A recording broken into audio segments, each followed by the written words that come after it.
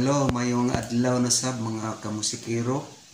So welcome back again sa akong Facebook and YouTube channel, Junit Daguplo Music. So atong isgutan karon is bahin sa symbol sa Roman numerals. So kaning symbols ibutang ni sa left side sa fingerboard sa guitar. So ang pasabot dani is fret number. So makakita ta in kaso og naay number Roman numerals nga 4. So ibutang ni sa 4th fret. So mo na ang pasabot guys.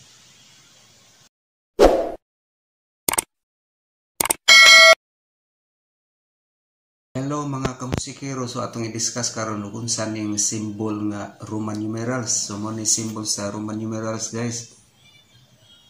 Kani. So kani mao'y si 1, 2, 3, 4, 5, ug 6. So muna symbol sa Roman numerals.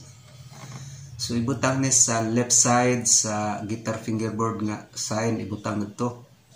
So pasabutan ni is fret number. So natayhat ang example guys. So ikasinganin na. Yung forma is B flat minor man nga porma. So na may sign nga 5. So at ibutang ni sa fret number 5. 5th fret kay na may sign nga 5. So ingani pormaha din ato ni i-play sa 5th fret. So ingani 1, 2, 3, 4, 5. So ingani ang porma. Nga naman ang porma sa drawing gibutang sa na may sign nga 5 Roman numerals. So fret number man pasabot na so may hapta 5 1, 2, 3, 4, 5. So mo to guys ang atong gihatag example nga drawing.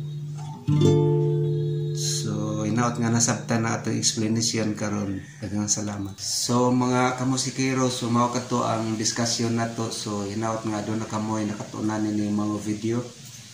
So please don't forget to follow and subscribe my channel para updated kamo sa mga musunod na kong mga videos. Thank you for watching. God bless everyone. See you my next videos. Bye bye.